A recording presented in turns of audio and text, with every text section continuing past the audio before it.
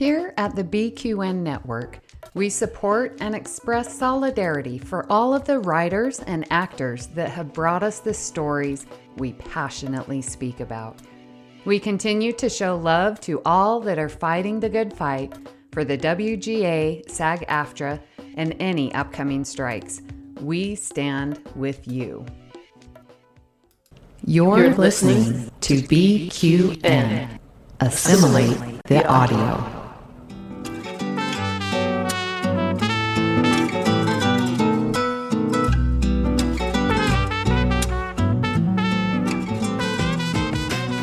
Welcome to Cinema Z, a film discussion and review podcast on BQN. We're here to showcase the films you probably missed but should definitely check out. From independent and obscure to art house and absurd, each episode will gather, perhaps cocktail in hand, to discuss it all.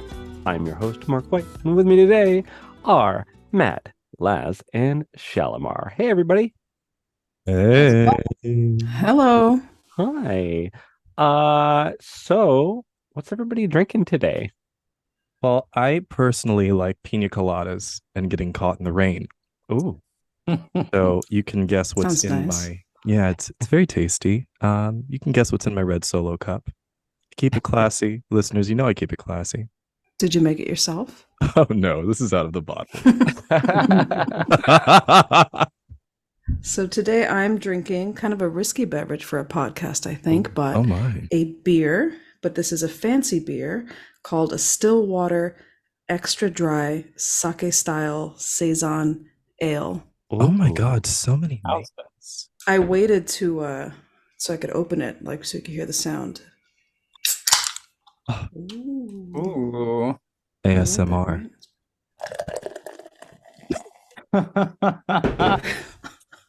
Shalimar with a seductive poor I listeners. love that so much.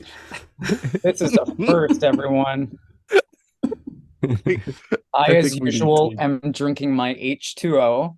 That's fun, but I have like ice cubes and stuff, so it's really nice. Ooh, jazzing it up. So I had so many ideas for today, but I just came up with my own thing, and I'm going to call it a dirty juice box because it's a juice box is probably what a 10-year-old boy would drink, and this is alcoholic. So it's a dirty juice box. Preview Yeah. of the discussion today, listeners. Preview. I gotta be on theme. I'm so glad I didn't have the drink in my mouth when you said dirty juice box. But it has, Is that some kind of sexual innuendo that I've never heard of? it's No, it's not. No. It really sounds like one. how I made it is I put we have purple gin, so I mixed purple gin with ginger beer, and then with a splash of blueberry pomegranate juice. Is there a splash of Capri Sun in there? No, A splash of Mott's? no, I Kool-Aid? wish, and I wish I had some garnish, but I'm not that fancy. I was half expecting a Capri Sun to come into frame for our listeners, but it's in a glass. It's in a glass. Honestly, I know we sleep on it, but Capri Sun, it got us through. Yeah, oh my Capri God. Sun, we stand. I learned some things from that, from trying to get the last drop out of the box. Oh And my. the thing just shrinks. You know, you gotta do it till the box starts shrinking. You know, you get all the juice out. We're Listeners, learning a lot about drinking today, folks. you've heard it here and other things as well. Drinking and other things. Feedback for for the last episode. Let's see. Take it away, guys. Amy Nelson, who is fantastic, commented on our roundtable discussion. She says, I listened to Cinema Z this morning. Very good episode. I really liked the trivia segment too. Great questions.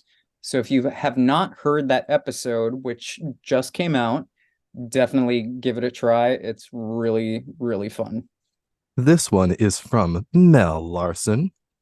She also commented on our roundtable episode, and she said, I just want to say, I just finished listening to the episode, and my big takeaway, besides kicking your asses in movie trivia, oh my God, the savagery, Mel, Besides kicking your asses in movie trivia, is that I love you guys and you're so good and I love the pod. And we love you right back, Mel. Absolutely. For sure. What an impressive run. Yeah, she blew everybody out of the water. Yeah, Yeah, did a she great kicked our job. asses big time. I'm glad that everybody else had a chance, opportunity to get like a point on the board, but yeah, she just cleaned it. Yeah. She was like, oh, I don't know, but like, yes, I know every answer. Right. So the most obscure questions, because those questions were tough. They I'm really usually were. pretty good with that You think stuff. so? And I was just like, yeah, they were. I was Yeah. trying to like literally give everybody a question. Like, I thought about No, all the that hosts. maybe that's why. Maybe because it was so personal to each person. And to me, I only sort of got a couple of them. But I was just very impressed with Mel. Good job. Yeah, Yeah. she was the star for sure.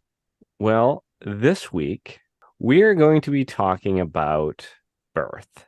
Now, Birth is a 2004 American drama film directed by Jonathan Glazer and starring Nicole Kidman, Lauren Bacall, Danny Houston, Anne Heche, and Cameron Bright. Film follows Anna, a young woman who becomes convinced that her dead husband, Sean, has been reincarnated as a 10-year-old boy. The timing couldn't be worse because this coincides with a recent engagement to Joseph after a long courtship. This movie I had watched once over a decade ago, and it haunted me. Like, I remember feeling weird after watching it and not being able to get out of my head in a lot of ways. Like the music, the ideas, the concepts, the acting. Like, there was a lot of things to it that I liked, but also that were perplexing. And even though it's not like a ghost story or like a slasher film or anything like that, it's still, for me, I felt like spooky because it creeps me out and spooks me. So I wanted to include it here just as a variety, something different for spooky season.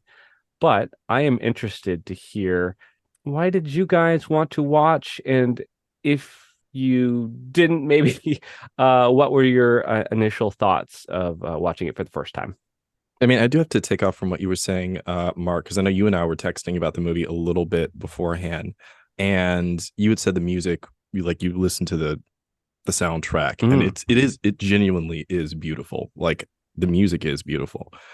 I think for me, just in terms of seeing the movie, I don't know, with you guys, I'm always willing to go on the journey and explore something new. I'm not going to make this a very long story, but when Mark approached me about coming on to Cinema Z and the concept, initially I was like, I don't know, I don't feel qualified to do this, blah blah blah, and that was like all the dialogue that was going on in my head.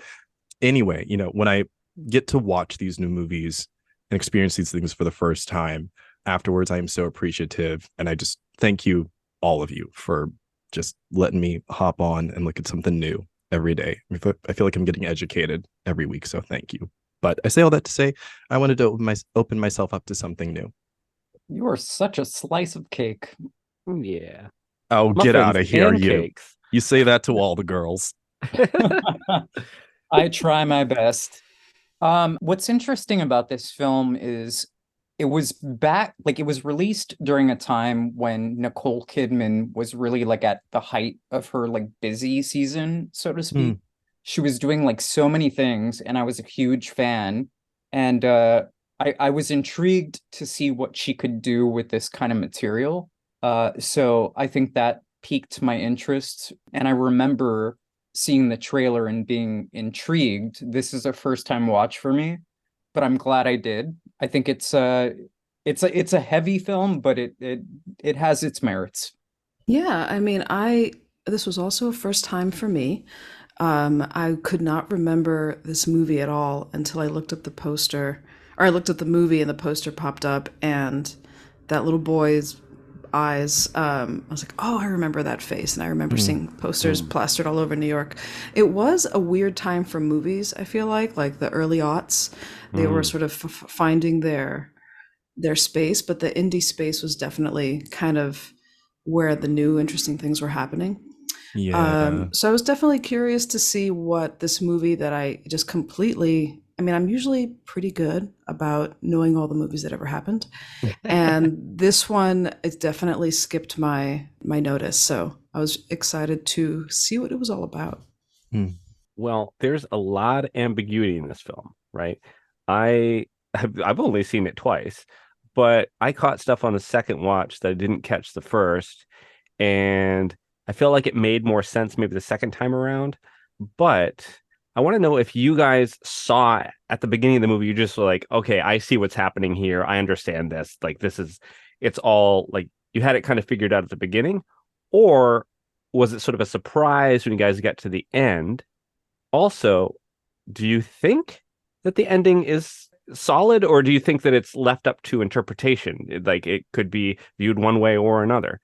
So I don't know. It's a multi-tiered question there, but yeah, I think this film definitely wants you to think. I think it leaves things up to interpretation. I didn't see the twist coming at the end in regards to oh God, I can't remember her name now, but she's burying they kind of Anne Heche. Yeah, Anne Heche, she's burying the box of letters, and she decides not to be petty and send them to Nicole Kidman. Like, that's just cold. But anyway, she decides not to do that, and then we have the boy that finds the box of letters. And because on one hand I was thinking about it, and I'm like, okay, so in real time, what, he found that box maybe an hour, 30 minutes before the party. And there's no way that anyone, even an adult, can look through all of that material and come to this party and drop all of this knowledge that fast. There's just no way. And I might be too practical in my mindset about it, but yeah, there's just no way. I don't know. I mean, because I'm still thinking about certain things now, because initially I was like, okay, well, maybe this child had some mental trauma, some issues that he needs to work out. But then there's that whole moment where he passes out. Yeah. At the beginning of the film. And I mean, yes, that could be a mental health issue, but coming from a personal place, I do believe in spiritual things, and some form of reincarnation I do believe in. So I don't know. I don't know if I'm making much sense right now. And maybe that's just the job of the film. I think so. Yeah, I mean, first I need to sort of give a little background on the fact that I've seen probably every episode of Law and Order SVU about 100 times.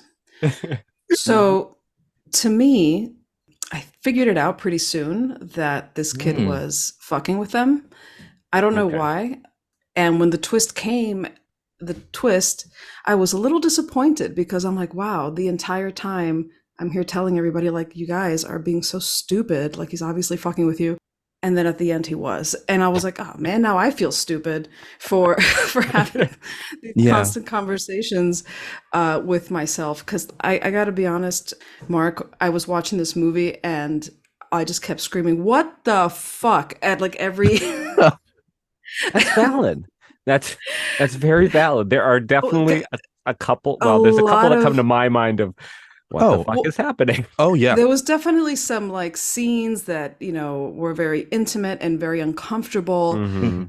And even though I want to be angry about that, I can't be, because I've seen like Leon the Professional, and even that to me is even more uncomfortable. That scene with Natalie Portman as a 12-year-old sort of doing a sexy dance in front of the friend. That's right. Yeah. So I was like, okay, I'm going to put that aside, because that just might be my instinct as sort of a maternal 3 little brothers, or 2 little brothers and a little sibling who is a trans woman.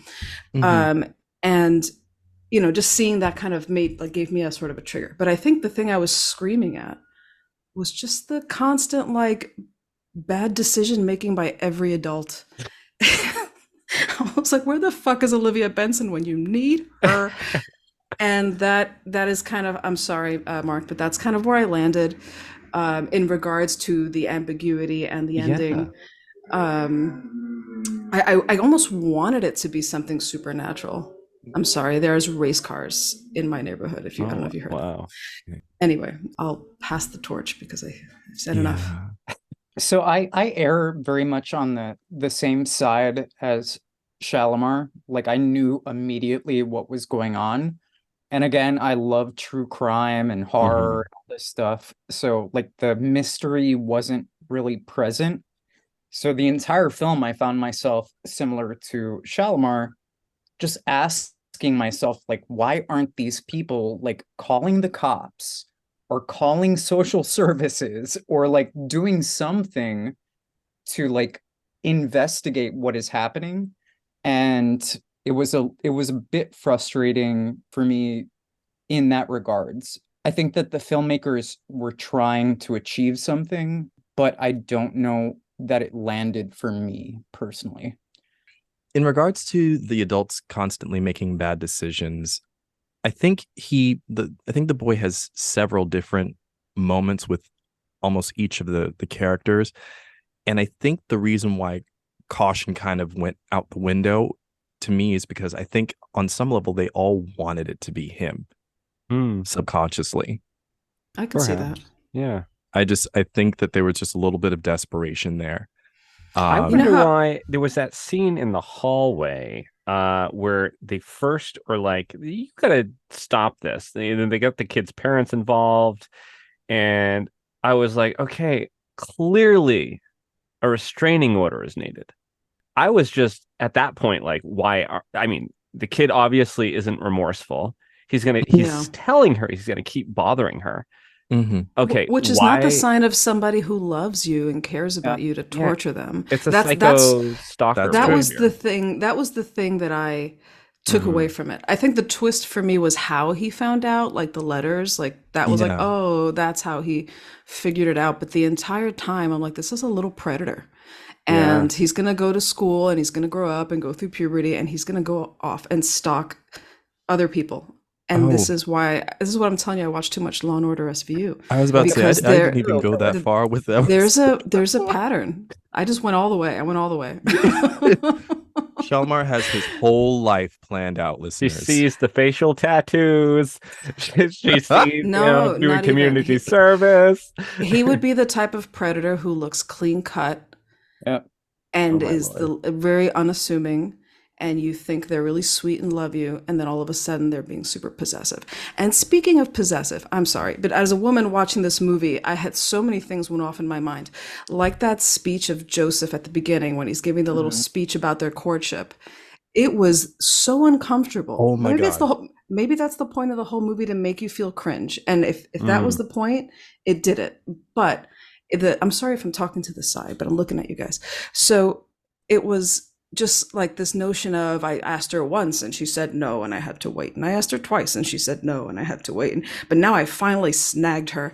Like that to me is just so disrespectful. And just, I feel like I understand why Nicole Kidman played that role as like this sort of aloof kind of like, I don't know what's going on really, but that's like, I'm like, oh, so because that's the only way you would believe this would happen to somebody. But I will say that makes sense to me. I don't find that unbelievable because of like the elite class, the 1%. Historically, the way that women have been treated is very like draconian kind of. Yeah, I definitely agree with that. And so I've met people like that. I know people like that. I know people behave like that. Oh, the women still to this day will be, if you're out with your husband, you're wearing a skirt or a dress or what have you, to cocktail parties and stuff. It's how they behave. And if they are from, the Upper East Side or whatever in New York, my thought would be it's not that out of character that she would be pursued in that way. Also, it's the time period of the film that was made. It's a product of its time. It probably wouldn't happen now. I mean, I will say, Mark, though, jumping off what you just said about the privilege, I think that's another reason why I could maybe justify in their minds why they don't go to the cops, why they don't go to social services, because they're in this privileged position that they feel like, oh, we could just handle this. We don't need to do all that. So that could sort of justify those decisions in my head in a way that serves the story. Yeah. Yeah, you're absolutely right. It's a detachment. I mean, and to take off of Mark of the things that you've seen. I mean, I worked for certain theaters where there's a certain demographic that is there, and I saw this man literally shush his wife. And I was just like, I Lord. felt chills Gross. up my spine. And I just said, oh, honey, if it was me. But anyway, taking off of what Shalimar said about the fiance, saying I asked her last year, asked her a year later to marry me and all these different things. On one hand, for me, it's like, listen, if you keep having to ask and the answer is constantly no, you need to leave. That's just me on any. Yeah. I'm like, look, if I ask you twice, I'm gone. But that's just me. When it comes to the boy and saying don't marry him, and again taking off of what Shalimar said about the fiance's behavior, I think he kind of shows himself to be a bit of a monster. Mm-hmm. At the end of, I mean, he tries to he ends up spanking the kid, but I mean, the rage that came out of him, I understand being frustrated with the situation and having some insecurity, but that's still a 10-year-old child. You are a man in your probably early 40s, early to late 40s. You are clearly physically in the power position, and you have no restraint. It ladders back up to that privilege. Yeah. Like, that's kind of, like, you could tell. Yeah, I don't want to get in a relationship with someone like that. No, definitely not. The one thing about the end, another thing about the ending that sort of to me was a twist, and the thing that kind of made me think like, oh, man, Nicole Kidman, was the fact that the guy never loved her anyway. He had a lover. All those letters was a big fuck you. He never loved you to begin with. So here she fell in love with this little boy. Hello. And it wasn't her husband. It was a little kid who had one-line answers for every question. I just want to jump off of that a little bit.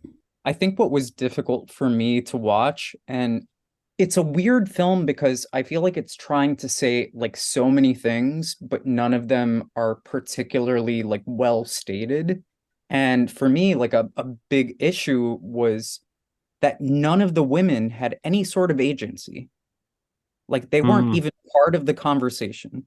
So it's like, it's all about the men and all about the manipulation of the men, but it tries to imply that these women have like some sort of like role in that without ever giving us that actual story.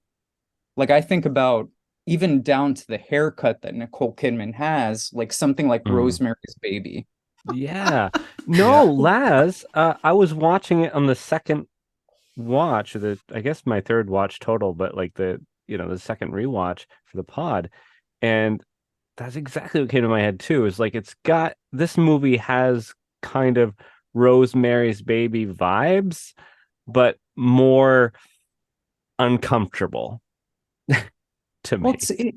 I love Rosemary's Baby. Let's be clear about this. The director is obviously problematic, but something that's different about that film compared to this one is that Rosemary fought back. She had agency. She was trying to like prove like I'm not crazy. Like this is happening. The men in my life are manipulating me. I will do something about this. So regardless to her fate, you know that she was fighting, whereas I don't know that Anna like really got there. Like she was a delicate flower. Yeah, she didn't get there. I mean, even at the end, where also her haircut for me was giving like 90s Toni Braxton. But that's just a side note. I just kept seeing it that she had the same haircut as her stalker. Like that's how I interpreted that haircut. That's also weird. I took it as like a depression haircut. Like I imagine when she was with her husband, her original husband, if she probably had long flowing locks, and then like after he died, it's been 10 she years. just cut it all and whatever. Yeah. You know, I feel like if they would have spent more time with Anna and her grief for her husband, maybe it would have made more sense her falling for this avatar of her husband. But they didn't. They kind of he gave kind of a douchey speech and then he drops dead and you don't even see who he is. No, it's like a silhouette of this like running through the park for the opening credits.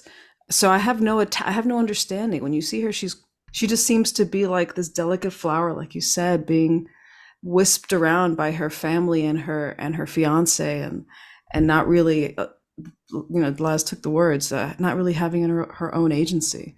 And then she gets taken for a fool by a little boy. Yeah. I definitely think that the film because there are a lot of open spaces, a lot of moments of quiet. I mean, even the shots sometimes are like, Yeah, that movie was breathing. It was breathing. It was taking very deep breaths. I know you guys. I mentioned in the last couple of pods. It's like I love that about films, like films that I like. Yeah. Always breathe. And as I was watching this, I was like, "Oh, here's another one." And I didn't want to be the one to mention it, so I'm glad somebody else did. Well, I mean, I think that's the thing, is that this film was definitely trying to show more than tell. I think that was the purpose of some of the moments. I think, taking up what Shalimar said, is that I think we needed some tell. We needed some kind of in with everybody, especially, I mean, for me, again, if what I'm seeing is everyone kind of having a moment with this child and wanting to believe that this person actually is who they say they are. We need a little bit of like, well, what was your story with him? What was your story with him? What was, just a dash of nutmeg. Just more context. Yeah. I think maybe it just suffered from the ability to suspend disbelief. So, because a lot of, we watch movies about ridiculous things all the time, and we don't always feel like yelling at the screen, like, are you serious? And I think maybe because it was trying to do so many things, so many themes, it had a hard time, it was trying to trick you that it was, a real, what's the word? Supernatural experience. Yeah, like a real resurrection, especially with the birth scene at the very beginning of the movie. The movie had nothing to do with the notion of birth or resurrection, or maybe it did. Is that the ambiguity? If they were trying to make you confused about whether it is a real resurrection or whether it's a hoax, I'm not sure if they left it ambiguous enough or if they did enough to make you think it was real. I think for my interpretation of it, like I said, reading a bunch of things about the film or whatever sense, I definitely think that was the intention, that it would be left ambiguous, right? They didn't want it to just be clear cut, like it was definitely the letters. Yeah. They wanted you to have a little bit of doubt that possibly there was a little bit of Sean in Little Sean. But I agree with you guys actually to an extent where it was pointed too much at the letters. If they wanted it to be more ambiguous, they should have, I don't know, like written it in a little bit different way where at the end you have more doubt. I had a little grain of it, but not enough. Mm-hmm. I wonder if maybe the performances were maybe a bit thin, not enough emotional depth. Or maybe just the writing was very like minimalistic. I just feel like if somebody was resurrected, you'd be asking them all kinds of questions, not the ones very specific to a couple love letters that are from Anna's perspective. It wasn't his love letters to her where he's talking about himself. I almost thought that what was in, well, I kind of hoped that there was some sort of talisman in the box that like resurrected him or like something ridiculous. But that's not what happened. And then the second thing I thought, I was like, maybe it's a diary. It's some kind of like diary that he kept and she hid it because for whatever reason. But then when I found out it was love letters, that's one of those things. It's just doing too much. It's like both destroying Anna's belief that her husband loved her, but also destroying the fact that Sean isn't Sean. And now we have scary Anne Heche. And it's a lot that happens in that moment. Scary Anne Heche. Oh, I'm and sorry. I told you guys in the Rest chat, in peace. she is at her best when she's unhinged. I love an unhinged Anne Heche. She was glorious in this. She was great, and I Know What You Did Last Summer. And you know what? Anne Heche now, she's with the aliens, so they've beamed her up. Boy, they. I have one other question I want to toss in here. I've been batting around where to place the question, so I'm just going to ask you here. After rewatching, like I said, I hadn't seen it in 10 years. I was like, oh, I think it's spooky season material, whatever. I put it in here. Mm-hmm. After my rewatch, I'm solid in my corner that it is a spooky film because it still makes me uncomfortable to watch. And after I've watched it, I feel icky and I want to take a shower. And it haunts me. Like haunts my psyche. Like I could think about the film and shudder a little bit. So I feel like on that level, it fits the spooky season, but I want everybody else's opinion. I'll jump in here, being the horror guy. I would say like a hard no. It is not like a terrifying film. I think like similar to what Shalimar was saying earlier, because it ends up being more of like a drama thriller, like there's no supernatural aspect. Like they kind of tie up the bows in a certain way that doesn't really leave me personally thinking like, oh yeah, like this is like something otherworldly, and I think that's something really important for any sort of horror. It's like it has to be outside of a belief system. It has to be something external that really affects you. I keep on going back to the comparison to Rosemary's Baby because that's the like closest I think I can get with this film. Mm-hmm. In that is something where there's dread, because whether she's going crazy or not, whether she's gonna give birth to the devil baby, you know that there's something supernatural happening. And at the end, they make it very clear. This is what's going on. So with this one, I think it's so vague that it ends up being a little bit more of a drama than a horror. Yeah. I will say I was horrified by some of the moments in the movie. Well, my question wasn't really if it was a horror film. It was just if it was spooky.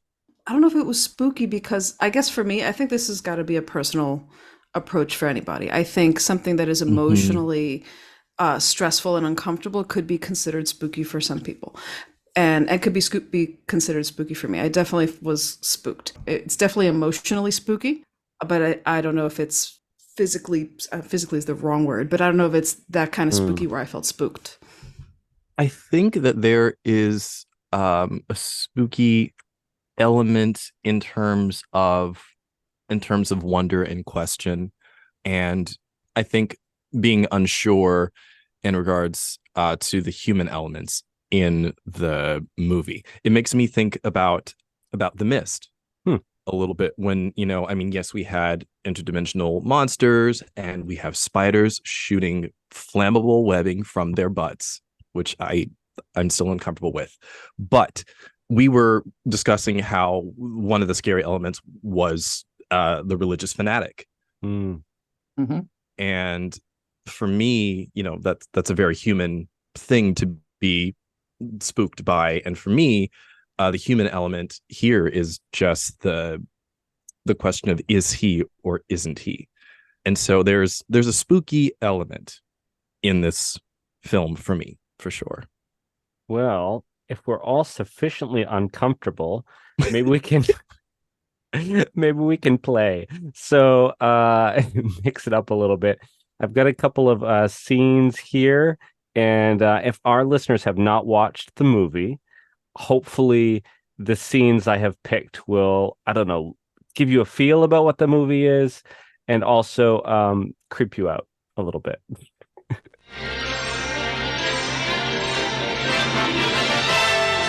And now we're pleased to bring you our feature presentation.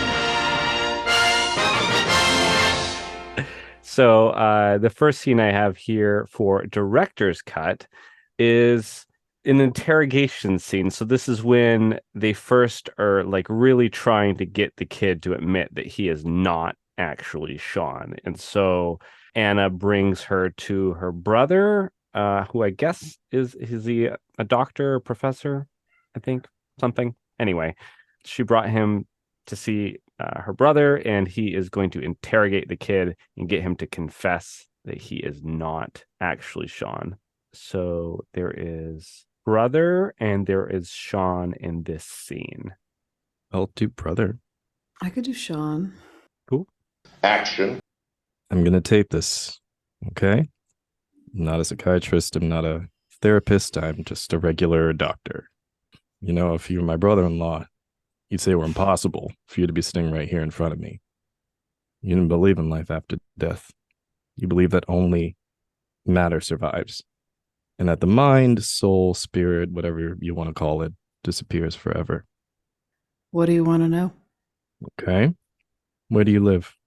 In the apartment where Anna lives now. Didn't you and Anna have your own place? No, Why not? I wasn't around so much. I was too busy working. Where? Different places. Give me one. Your hospital. I lectured there. About what? Splitting the atom. Why don't you and Laura have your own place anymore? We do. Why aren't you living there? What do you remember about Anna? You lost your job. No, I didn't lose my job. We're redecorating. We're having a baby. Wow. I didn't think she could have a baby. Let's just stick to Anna. How about something intimate? We got married 30 times. That's a lot. 30 churches in 30 days. Was I ever your best man? Clifford was my best man. Clifford was your best man. How about something that you couldn't have overheard or looked up? We did it on your sofa. Okay. The green sofa. Look, you can think whatever you want. Everybody could think whatever they want. You can talk to whoever you want. It doesn't matter. I'm Sean. I love Anna. Nothing's going to change that. Nothing. That's forever. Okay. Thank you.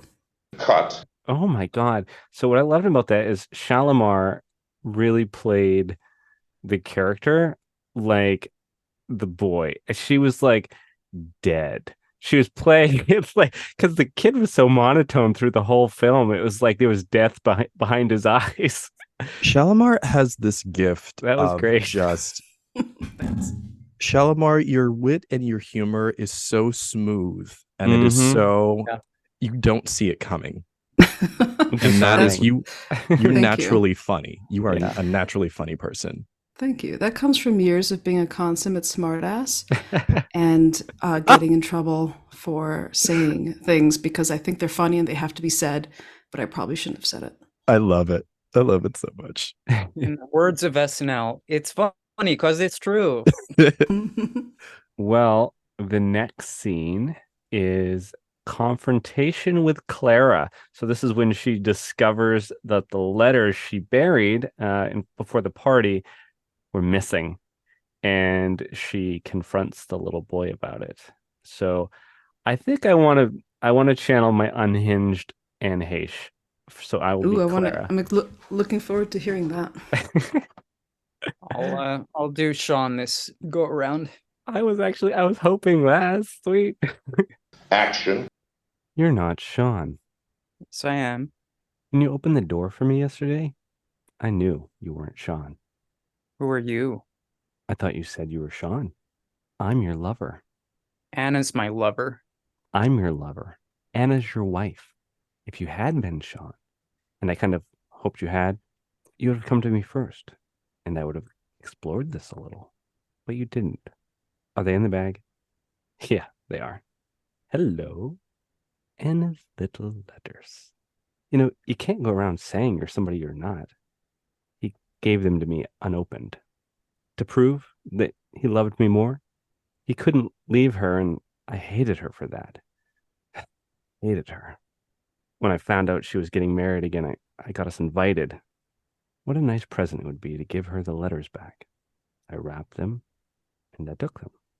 But I couldn't do it. I changed my mind. Sorry, kid. You're not him. Cut. Oh God, when she says, "I would have explored this," like I burst out laughing. Honestly, that might have been the best part of the whole movie for me because it was so well delivered and kind of just almost made fun of the movie within the movie. And it was she just self-aware. Yeah, she did it. She delivered it so well. She's so cringe. She was great. She was. Rest in peace. Rest in peace, Miss Heche. And thank you, Laz. That was very good. I know I tried to channel my creepy inner child.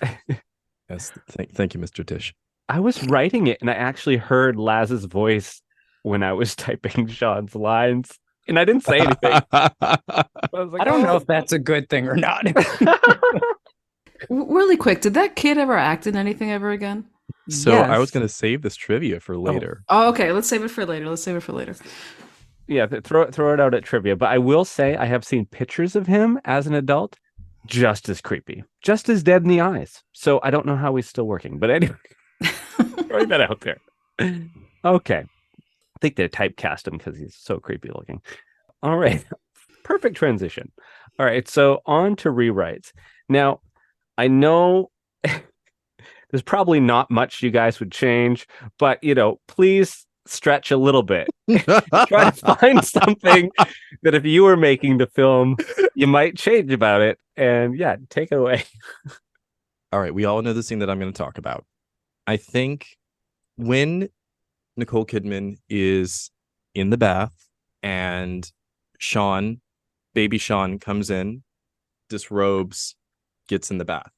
I think I understand what is trying to be said with that moment or implied in that moment. I think the story is trying to lean into more of the question or the fact that, hey, this is Sean. These people were two adults. They were two adults that were intimate with each other. The physical intimacy, is not the point of the scene. The point is to show that these two people have seen each other in this way and shared this space and time together. So on one hand, the idea of both of them being nude in the bath, metaphorically, I see it and I get it. I don't know if we needed to have baby Sean be naked for that. I think we could have easily done that with him walking in while she's nude in the bath and just sitting there and taking her in and observing her. I think the same story could have been told because it's just about the fact, to me, that these two people share this intimate space and knew each other that way without obviously physically executing that in this moment in time.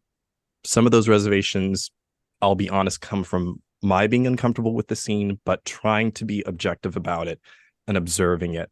I think that's what I saw, but that's also what I would have probably would have changed. Very valid point. Yeah, it would have worked just as well if he just sat down.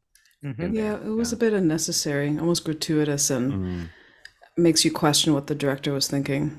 I think that what I would change, and I think I know how to fix this movie. This is what we do. We rewrite the ending. She gives it all up and runs away with this little boy. She does it. Fixes it. Seriously. She absolutely does it. And the minute they start settling in, she's like putting away his stuff because she's going to have to be his mother for a couple years. Right. And she finds the love letters. End. Oh, right there. Wow. I think that would have tied it up better than her running across the ocean. Like, yeah. You're in the wrong profession. You should be a screenwriter. That's good. That's a very interesting twist. That's a good twist. Right? Wouldn't you have been like, you would have been so uncomfortable the whole time she's driving across the bridge. She's driving across the Queensboro Bridge, going like upstate to like their summer house in the whatevers. And she's like so excited and looking forward to her whole new life. And she's putting away her husband's book bag and finds all her corny love letters to her husband who never fucking loved her to begin with. And then she learns a lesson because that's what this movie lacked, a full like circle moment. Yeah. It was just a lot of half circles. We are now going to refer to Sean as the son husband. I was going to say Lil Sean, but I think that might be taken. Yeah, I think jumping off of what Shalimar is saying and what Matt was saying as well, I think like this film was definitely a product of its time. It's hard to criticize it with like a new lens during like what we've learned since then. But I would say outside of whatever I feel about this movie, what I would rewrite now is just more care into the script and into the story on certain issues. I know back then it was like, ooh, shocking. But I think if they were to handle that better, and maybe if that ending that Shalimar just wrote out of nowhere were to happen, I think it could have rectified some of this stuff. I totally agree. I think, you have to be careful as just as an artist. I think with the content of your work in terms of questioning, am I doing this for shock value, just for shock value? Yeah. What is the end goal? Like, what is the intention? What is the intention of what I am trying to do with this moment, with this piece of art? Like, what's the intention? And I think we have to be clear about that in whatever medium it is.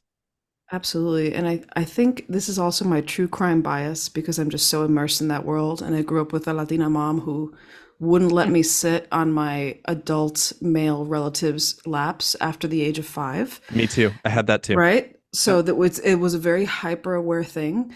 And I think that kind of was immediately to me just so, I think maybe because it's a little boy and because of the times, people didn't think that was the case, but it's the fucking case. Like, the world is pretty bad out there when it comes to this kind of stuff. So I know we're talking about it a lot, but I think it's important to talk about because we should trust it. Filmmakers have a responsibility on what they're putting on the screen, Absolutely. not only to their story, but to their performers and to how people are going to, what they want people to take away from the story. And I think because it never came full circle, a lesson was never learned, it just fell apart, and I felt like I just watched something really inappropriate. I didn't feel like my characters took a journey. The kid gets to go back to school, hunky-dory. She's married with her rich guy crying on the beach. And it wasn't enough, I think, to justify its existence. Yeah. I will say the director has stated since the film, there was a lot of backlash, obviously, about this. Right. But he has stated that the only scenes where they actually were in the same room together was when he was walking towards the tub. Everything else was shot separately. They weren't even in the same room at the same time. They just camera tricks and whatnot. So at least there's that. That's good. So that's good. Just at least they didn't traumatize the child. Yeah. So rewrites for me, I mean, what you guys have pointed out as being rewrites, I 100% agree with. I liked where Shalimar went with the ending. That was great. Talking about like the bathtub scene, Matt, with you, like having him just sort of come and like maybe sit on a bench or something, or even just walk in the door and just have it left to the imagination would have been fine. So you don't actually know what transpired. But yeah, so I guess I would just back up you guys' rewrites because I agree it would have made the film better. I think it would have been received by people better had it not been a little gratuitous was some of that, like you guys said. It's like I don't think that was necessary either. So I'll agree with you guys on that one. Yeah. But moving on, so this will be an easy topic for everybody because we all loved it. Standouts. If you have to pick something about this film that stood out as a positive, hopefully we can all find something. What would that be?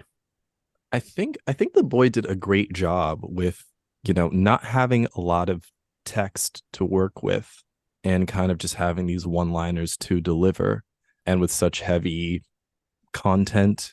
I think he did a good job.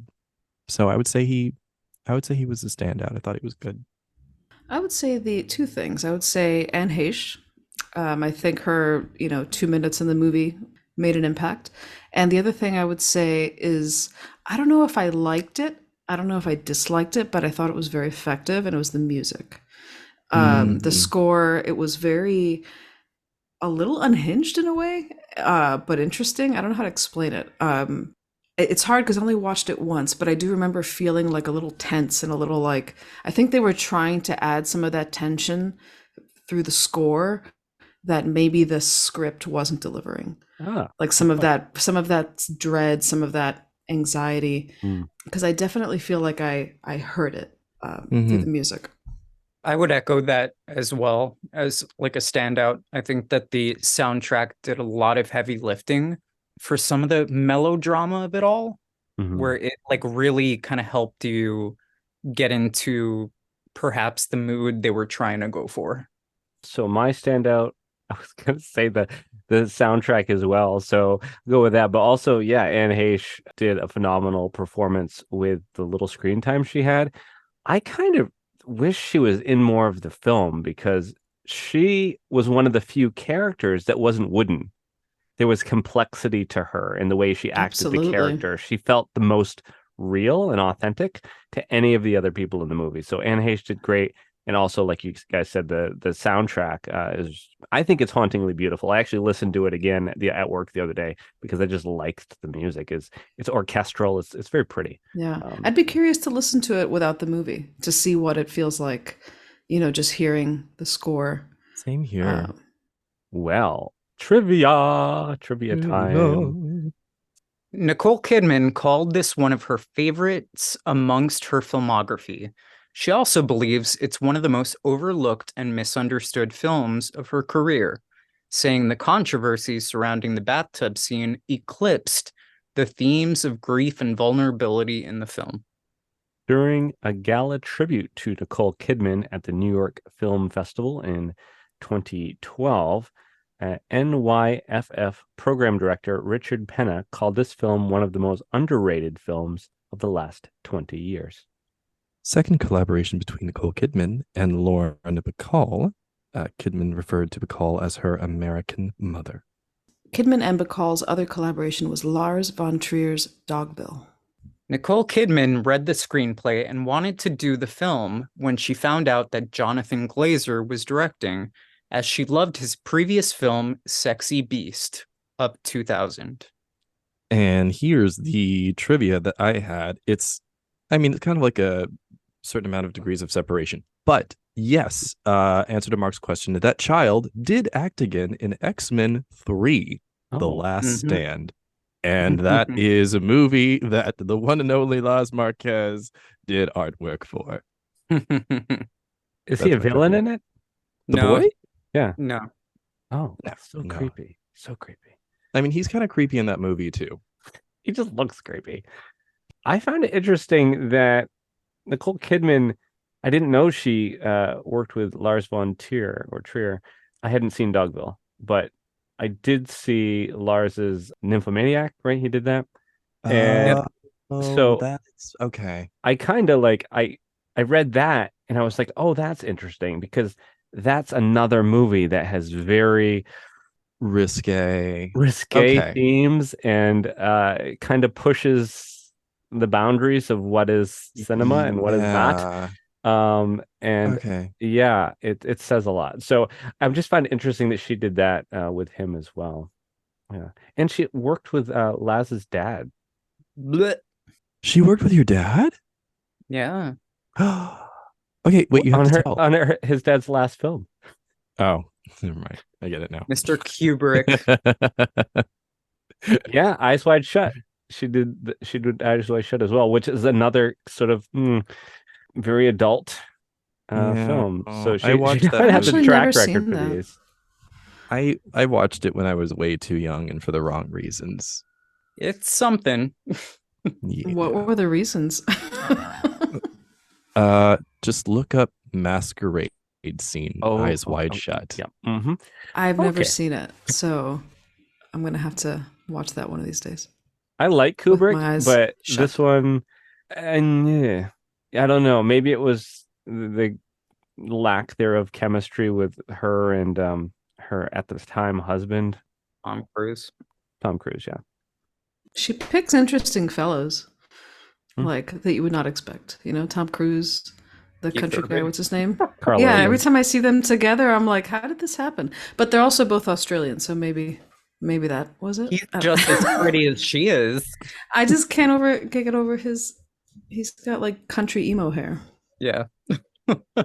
Well, final thoughts on the film. I thought it would be great if we give out unopened love letters. So I picked the film. Like I said, I hadn't seen it in 10 years or more. And I was like, let's watch this because it creeped me out. But I don't know. I don't hate it. I really don't. I can't. I know there's a lot of problematic themes and elements in it that even I would change. But I don't hate it.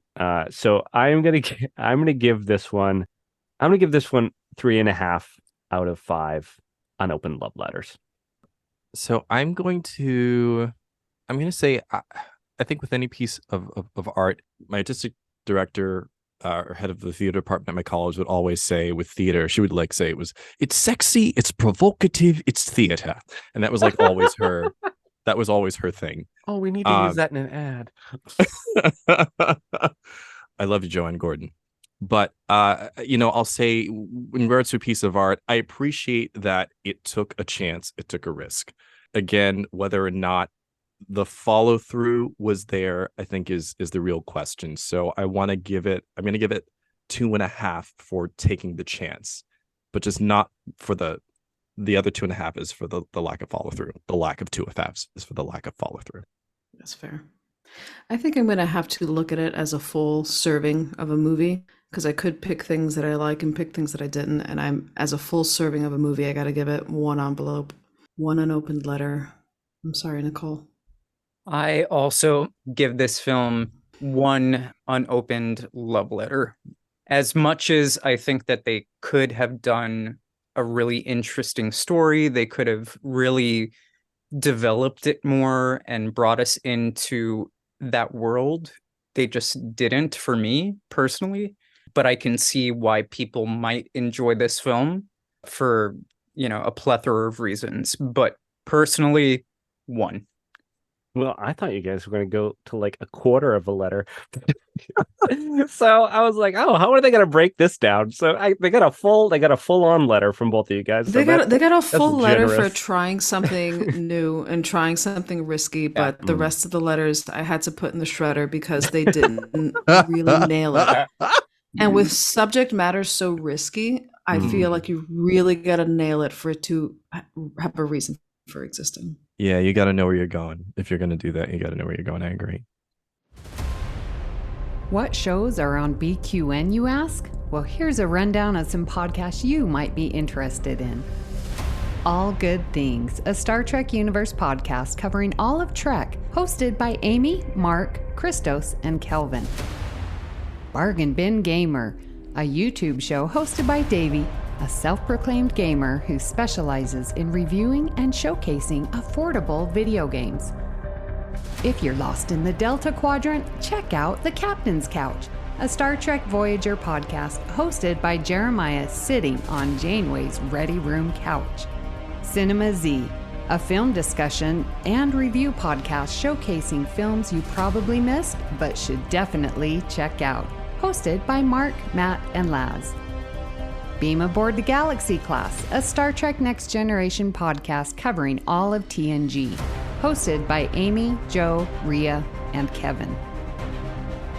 History with the Szilagys, a snippet of historical events from around the world, hosted by Chrissy and Jason. For the newest Trek coverage, check out Infinite Diversity, hosted by Chrissy and Thad. Test your Trek knowledge with Trexperts Quiz, a Star Trek quiz show hosted and written by Davey. Union Federation, covering all things Star Trek and the Orville, which we all know is really a Star Trek show, hosted by Kyle, Kevin, Amy, and Haley. Spill the Tea with What's the Tea, Bev, a Trek current events and fan interview show hosted by Christos. And for our Patreon members, we have The Hive Mind, BQN's monthly roundtable discussion with hosts and listeners. It's Green, a cornucopia of topics hosted by Mark, and Amy's Math Moments, a quick look at math moments in Star Trek, hosted by Amy. We know you have a choice of podcasts to choose from, and we thank you for listening to BQN. Assimilate the audio. Laz, what are we going to be talking about next week? So next week, we'll be discussing one of my favorite remake-ish films. We'll discuss that more. Evil Dead 2013. In this film, which you can find on Hulu for free with a subscription, Mia, Jane Levy, a drug addict, is determined to kick the habit. To that end, she asks her brother David, Shiloh Fernandez, his girlfriend Natalie Elizabeth Blackmore, and their friends Olivia, played by Jessica Lucas, and Eric, played by Lou Taylor Pucci, to accompany her to their family's remote forest cabin to help her through withdrawal. Eric finds a mysterious Book of the Dead at the cabin and reads aloud from it, awakening an ancient demon. All hell breaks loose when the malevolent entity possesses Mia. Oh my God, you guys. Have either of you seen this movie? Mark and Matt? Is that? No, I'm thinking of Cabin in the Woods because I just saw that. Well, good luck, guys. I love you so much. I'm pretty sure I forced you to watch this, right, Shal? I think so, and I liked it, but I will say, good luck. Hold on to your butts. It's a doozy. Is it going to be like Birth? Wear your brown pants. Oh no. Okay. So did I not watch this alone? No. No, definitely not. Okay. Definitely not. All right. Noted. Well, we would love to hear what you thought of today's episode and hope you'll join our Facebook group, the BQN Collective, to continue our discussion there. You can also send your thoughts to @CinemaZPod on Twitter and Blue Sky and let us know if you'd like to recommend a film. Please follow the network on Twitter, Blue Sky, and Instagram @BQN Podcasts. So, Shalimar, where can people find you when you are not pursuing your fledgling screenwriting career? Oh, well, you could find me at Instagram at Shalimar Luis, and you can purchase my art at www.shalimarluis.art. So, Laz, where can people find you when you're not taking a bath with your son husband? Man, you really went there, huh? So you can find me at Laz Marquez, LazMarquez, on all social media platforms. And you can also find my work at www.lazmarquez.com. So, Mark, where can people find you when you're not having an episode like Anne Heche? Well, when I'm not doing that, which, you know what? Sometimes everybody just needs a moment. So I will take my moment. When I'm not doing that, you can find me in the BQN Collective Facebook group. You can find me on Blue Sky at MW207. And you can find me on All Good Things. It's the podcast I have here where we talk about Star Trek. I've been off for a couple of weeks because I've been house hunting. I am hoping I can come back soon, and I'm hoping I can get a house soon. But everything's up in the air. Well, we're sending you some positive vibes and some good energy there. Go. Yep. So, Matt, where can people find you when you are not wailing in tears in your wedding dress and dragging yourself through the water at a distant beach? I do that every Saturday afternoon. Actually, that's the one that I was going to use for you, Mark. Okay, so you can find me on Instagram on @1701BLERD. You can also find me on TikTok under the same name. I have a web series. It's about a gay black nerd using Star Trek to cope with life. Episode 3 is gonna drop soon. The series is called 1701: A Blurred Story. So slide in those DMs, say hey, watch it, share it, subscribe, like. So please hit the subscribe button on Apple Podcasts or wherever you get your podcast, and leave us a star rating and written review. That helps others to find the show. You can also follow the entire network's podcasts with our master feed by searching BQN. At this time, we would like to thank our associate producer, Amy Nelson. A special thanks to Laz Marquez for our artwork each and every week. The opening and closing music for this podcast is titled Dancing Dead, and it was provided by Ketsa from the Free Music Archive, providing royalty-free music for content creators.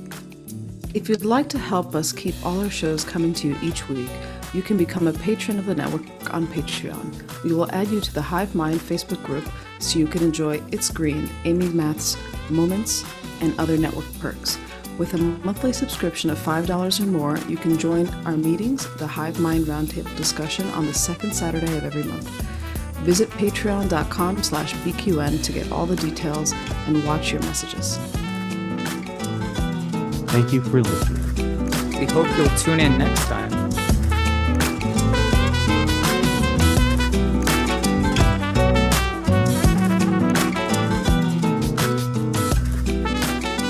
I think I'm gonna go put on my bride's outfit and go wail hysterically at the beach. Shalimar, would you like to join That's me? good. You know what? I think I will. That sounds Okay. refreshing. That's good. It's good. It's a good idea. Let's do I it. I'll think see you wail in noises. 5. Can we come with you? Yeah, of course. We can all dress in our brides outfits and wail into the abyss together. You have to have a dress, though. If you do not, you cannot come. Exactly. Yeah. That's the criteria. That's I'm the going to dress throw code. the red paint on Laz. I'm okay with this.